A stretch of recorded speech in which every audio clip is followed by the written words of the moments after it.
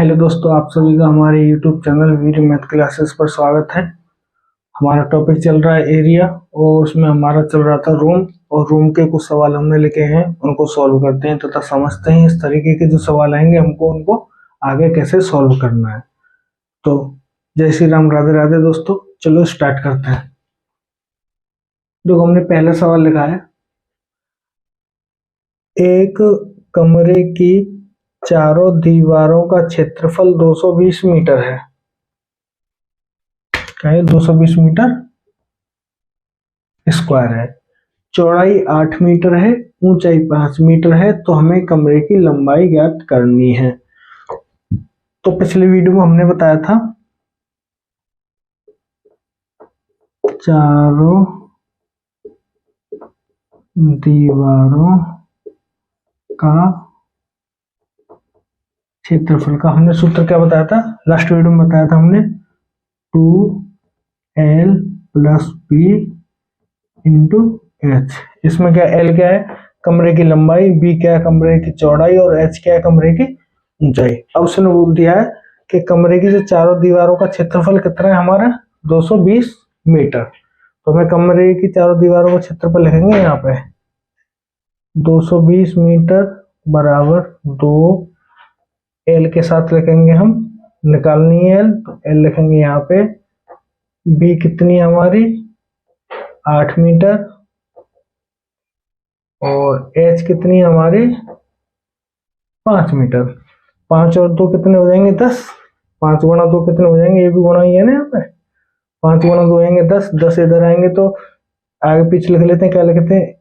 L + 8 बराबर 220/10।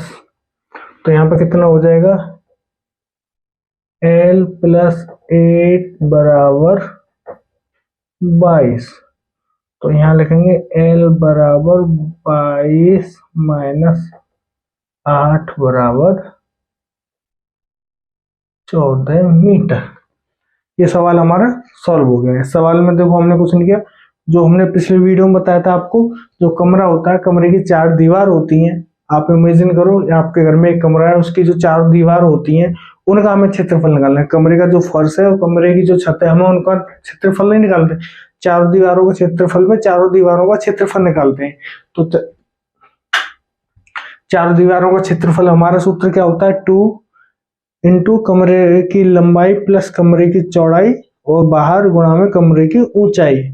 तो ये सारी हमने जो चीज दे रखी है वो लगा के हमने यहाँ पे क्वेश्चन सॉल्व कर दिया है। आप इस क्वेश्चन को समझ सकते हैं, ठीक है। अब हमारा अगला क्वेश्चन सॉल्व करते हैं।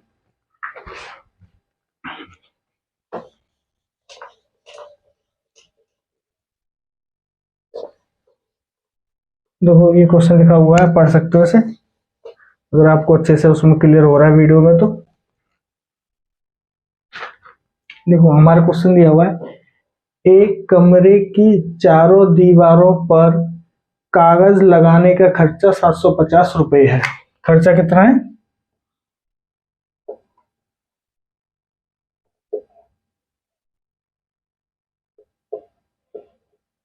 750 रुपए, ठीक है।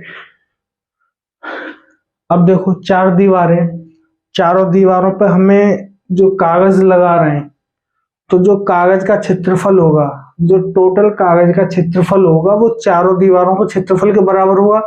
क्योंकि जो कमरे की 4 दीवारें, हमने चारों दीवारों पर पूरा पूरा हमने वो कागज लगा दिया, तो जितना उन चारों दीवारों का क्षेत्रफल उतना ही उस कागज का क्षेत्रफल। ये चीज आप ध्यान में रखना, ठीक है। आगे सवाल सॉल्व करते हैं। तो एक दूसरे कमरे की लंबाई, ठीक है। ये तो एक कमरे का खर्चा हो गया 750 रुपए, ठीक है, चारों दीवारों पर। अब एक दूसरा कमरा है, उसकी लंबाई, चौड़ाई तथा ऊंचाई में से प्रत्येक दूसरे इससे दुगनी है। जो हमारा कमरा जिस पर इतना खर्चा आया है, इस कमरे की जो लंबाई, चौड़ाई तथा ऊंचाई है, ठीक है। मान लो L लंबाई, चौड़ाई बराबर B और ऊंचाई कितनी हो गई? H। इस वाले कमरे की, जिसमें 750 रुपए खर्चा है, उस वाले कमरे की लंबाई L, चौड़ाई B तथा ऊंचाई H है। अब एक दूसरा कमरा है, उसकी लंबाई चौड़ाई ऊंचाई में से प्रत्येक इससे दुगुनी है। तो दूसरा कमरा है, दूसरा कमरा, उसकी लंबाई कितनी हो जाएगी 12, चौड़ाई कितनी हो जाएगी 2b, और ऊंचाई कितनी हो जाएगी 2h। ठीक है, प्रत्येक इससे दुगुनी है। तो नए कमरे की चारों दीवारों पर कागज लगाने का खर्चा क्या होगा। इसमें हमें क्या निकालना है, ये वाला जो कमरा है, ये वाला, इसका जो क्षेत्रफल है और इसका जो क्षेत्रफल, उसमें कितना अंतर है। जितना अंतर इतने इन दोनों के क्षेत्रफल में होगा, उतना ही अंतर इनके खर्चे में आ जाएगा। देखो अब यहां लिखेंगे, आप इस सवाल को कैसे निकालोगे, पहले कमरे का क्षेत्रफल,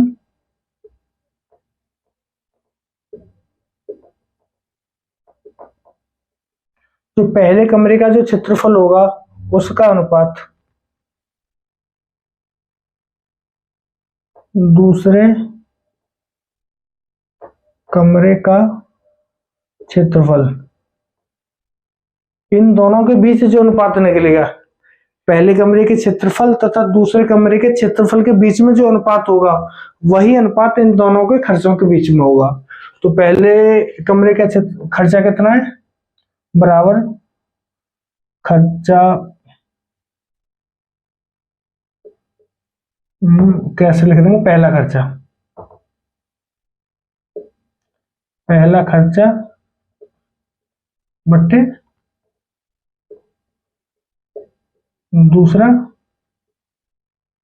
खर्चा। ठीक है, अब इनका जो पहले कमरे का क्षेत्रफल तथा दूसरे कमरे का क्षेत्रफल, इन दोनों में जो क्षेत्रफल का हमारा जो कमरे की चारों दीवारों का जो क्षेत्रफल का सूत्र है वो हम यहाँ पे लगा देंगे। पहले कमरे की चारों दीवारों का क्षेत्रफल बट्टे दूसरे कमरे की चारों दीवारों का क्षेत्रफल यहाँ लगा देंगे, सामने इनके दोनों के खर्चे आएंगे। इसका अनुपात और इसका अनुपात हमेशा बराबर रहेगा। ठीक है, तो पहले कमरे का क्षेत्रफल क्या हुआ 2l plus B into h, और दूसरे का कितना आ जाएगा 2 तो बाहर ही है, l कितनी 2l plus 2b into 2h, ये कितना है 750, और इसको कितना मान लो, इसको मान लो आप x मान लो। इसकी तो हमें वैल्यू निकालनी है ना, इसकी हमें वैल्यू निकालनी है। अब यहाँ पे देखो, इन सब में से 2 कॉमन आ जाएगा, ये 2 तो इस वाले 2 से ये 2 कट आएगा। ठीक है, यहाँ आ जाएगा l plus B into h बट्टे, देखो यहाँ से 2 कॉमन आ जाएगा, यहाँ से 2 कॉमन आ जाएगा, 2 ये रहा, तो यहाँ कितना आ जाएगा 4l plus B into H, ये कितना है 750 बट्टे एक्स। यहाँ पे एक चीज समझो, तो ये वाला 2 और ये वाला 2 तो कट हो गए, तो यहाँ तो ये यहाँ पे 2 कट हो गया, तो यहाँ तो l plus B into h बचा। यहाँ कितना बचा 2, तो यहाँ पे ये रहा, और 2 इन दोनों में से कॉमन आएगा, तो यहाँ आ गया 4। अब देखो l plus B into H अपन l plus B into H, ये दोनों इससे कटेंगे ना, तो यहाँ पे लिख लेते हैं। देखो ये दोनों यहां से कट गए, तो कितना आ जाएगा 1/4 बराबर 750 अपॉन एक्स। अब x इधर आ जाएगी 4, इधर पहुंच जाएगा, कितना हो जाएगा x बराबर 750 इंटू बराबर 3000 रुपए। इससे क्या निकला, जो दूसरा कमरा है, जो हमारा दूसरा कमरा है, उसकी जो चारों दीवारों का जो क्षेत्रफल हम निकाला, वो इससे 4 गुना निकला, l plus B into h upon l plus B into h गुणा 4, ये 4 गुना हो गया। तो इसका मतलब हुआ जो इसका जो खर्चा आएगा वो भी 4 गुना आएगा। देखो ये 4 गुना निकला है ना, हमने ये दोनों ऊपर के जो काट पीट देंगे, ऊपर कितना रहेगा l plus B into h, और नीचे कितना होगा l plus B into h into 4 हो गया, तो इससे 4 गुना हो गया। जब ये इसका जो क्षेत्रफल है 4 गुना हो जाएगा, तो जो इनका खर्चा आएगा वो भी 4 गुना हो जाएगा, तो कितना आ जाएगा ये 3000 रुपए। ठीक है, ये सवाल शायद आपकी समझ में आ गया होगा, और नहीं आया हो तो आप हमें बता देना, हम आपको दोबारा बता देंगे। इसमें शायद मुझे ऐसी कोई भी ऐसी इतनी टफली कोई भी चीज नहीं है जो कि आपकी समझ में ना आए। ठीक है, अब हम इसका जो नेक्स्ट क्वेश्चन हमने लिखा है उसको सॉल्व करते हैं, तो उसको थोड़ा सा समझ लेते हैं। इसमें केवल आपको कमरे के जो क्षेत्रफल है उनका अनुपात ले लो, और जो खर्चे हैं उनका अनुपात ले लो। जो क्षेत्रफल का अनुपात आएगा वही खर्चों का अनुपात आएगा, और जो वैल्यू दी है उसको लगा के जो निकालनी है उसको हम इसमें निकाल देंगे। अब अगर आपको ये वाला क्वेश्चन यहाँ से, ये वाला क्वेश्चन यहाँ से यहाँ तक अगर आपकी समझ में आ रहा है तो उसको थोड़ा सा पढ़ो।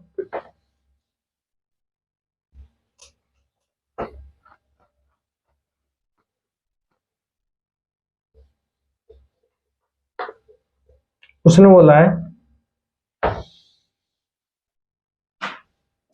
15 मीटर लंबे कमरे में 75 सेंटीमीटर चौड़ी दरी बिछाने का खर्चा ₹50 प्रति मीटर की दर से 6,000 रुपए है। कमरे की चौड़ाई ज्ञात कीजिए। आप इसमें एक चीज समझो, जो कमरे का फर्श है उसमें हम दरी बिछा रहे हैं, जो कमरे का फर्श है हम उसमें दरी बिछा रहे हैं, तो जो दरी का क्षेत्रफल आएगा वही फर्श का क्षेत्रफल आएगा। जितना जो नीचे फर्श का क्षेत्रफल है उतने ही क्षेत्रफल की उसमें दरी बिछेगी, तो जितना फर्श का क्षेत्रफल होगा उतना ही दरी का क्षेत्रफल होगा। और इसमें जो भी दे रखा है उसको लगा के दूसरे का मान निकाल लो, वही उसका आपका आंसर हो जाएगा। ठीक है, देखो कमरे की हमें लंबाई दी हुई है, कमरे की चौड़ाई निकालनी है, तो यहाँ पे कैसे लिखेंगे हम, सॉल्यूशन में लिख लो थोड़ा सा, लंबाई कमरे की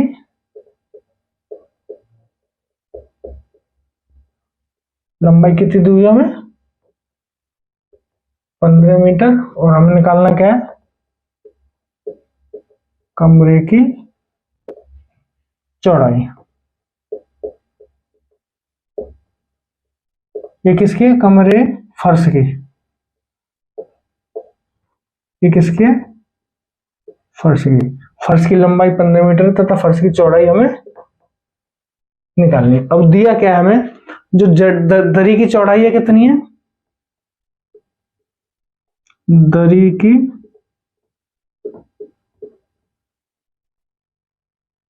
चौड़ाई बराबर 75 सेंटीमीटर। हमारा मान जो मीटर में दिया हुआ है तो इसको मीटर में बदल लो, तो क्या करेंगे, सेंटीमीटर में अगर हम 100 का गुणा कर दें तो वो किस में आ जाता है, वो मीटर में आ जाता है। ठीक है, यहाँ तक हमें दे रखा है कमरे के फर्श की लंबाई 15 मीटर, कमरे के फर्श की चौड़ाई निकालनी है, और दरी की चौड़ाई दे रखी है हमें इतने मीटर। अब उसने क्या बोला है, 75 रुपए प्रति मीटर की दर से 6,000 रुपए बैठता है। जो दरी बिछाने का खर्चा है वो 1 मीटर का कितना है, 50 रुपए। 1 मीटर दरी का खर्चा कितना है, 50 रुपए, तो बैठ कितना आ रहा है, 6,000 रुपए। अगर 6,000 रुपए में हम 50 का गुणा कर दे तो क्या आ जाएगी, दरी की लंबाई आ जाएगी।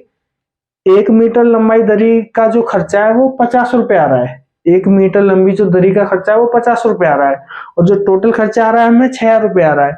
तो 6,000 में अगर हम 50 का भाग कर दें तो दरी की लंबाई निकल आएगी। तो यहाँ पे क्या लिखेंगे हम, दरी की लंबाई, दरी की लंबाई बराबर कुल खर्च, कुल खर्च कितना है, 6,000 रुपए बट्टे 1 मीटर दरी का खर्च। 1 मीटर दरी का खर्च कितना है, 50 रुपए। कुल खर्च में 1 मीटर दरी का खर्च का भाग करेंगे तो उसकी लंबाई कितनी आ जाएगी, 120 मीटर। 120 मीटर क्या है, दरी की लंबाई आ गई। देखो 1 मीटर का बिछाने का खर्च 50 रुपए है, 6,000 वो आ रहा है, तो अगर 50 का हम 6,000 में भाग कर दें तो उसकी लंबाई निकल आएगी 120 मीटर। अब उसने क्या बोला, कमरे की चौड़ाई ज्ञात करो। अब कमरे की चौड़ाई कैसे निकाल लेंगे, दरी का क्षेत्रफल बराबर कमरे के फर्श का क्षेत्रफल। कैसे लिखेंगे,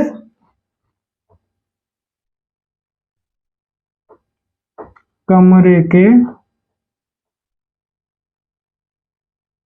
फर्श का क्षेत्रफल बराबर दरी का क्षेत्रफल। तो कमरे के फर्श का क्षेत्रफल कितना है? 15 गुणा बी। इसको क्या मान लो? बी। क्या मान लिया हमने? बी निकालनी है ना, बी मान लिया हमने। बराबर कितना आ जाएगा ये? इसकी लंबाई 120 और चौड़ाई कितनी है? 75/100। ठीक है, अब यहां से बी निकालेंगे। बी बराबर कितना हो जाएगा? 120 इंटू 75/15 गुणा 100। अब देखो यहां से इसको काट पीट कर लो। 15 से 75 कितनी बार कटेगा? 5 बार। और एक जीरो से एक जीरो कट जाएगा, तो कितना आ जाएगा? 12 गुणा 5। ये 15 गए, यहाँ बचा 10। 5 से 10 दो बार कट जाएगा, 2 से 12 कट जाएगा 6 बार। तो कितना आ जाएगा ये? 6 मीटर।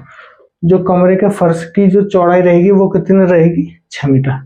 तो इसमें आपको कोई भी दिक्कत हो तो कमेंट करके बता देना। अगर एक बार में आपकी समझ में नहीं आता है तो बैक करके आप देख लेना, आपको पूरी तरह से क्लियर हो जाएगा। ठीक है, आगे हम आपसे कुछ बोल दें कि अगर आपको हमारा वीडियो अच्छा लगता है तो कृपया इसको शेयर करें, हमारे चैनल को सब्सक्राइब करें और तथा कमेंट करके हमें बता सकते हैं अपनी जो भी परेशानियां आपको, हमारी जो हम आपको बता रहे हैं, जो हम पढ़ा रहे हैं आपको, जो हमारा जो पढ़ाने का तरीका आपको कैसा लग रहा है, उसमें अगर आप कुछ चाहते हो कि मेरी तरफ से कुछ कमी हो रही है तो आप वो भी हमें बता दो, जिससे कि उस कमी को हम दूर कर सकें।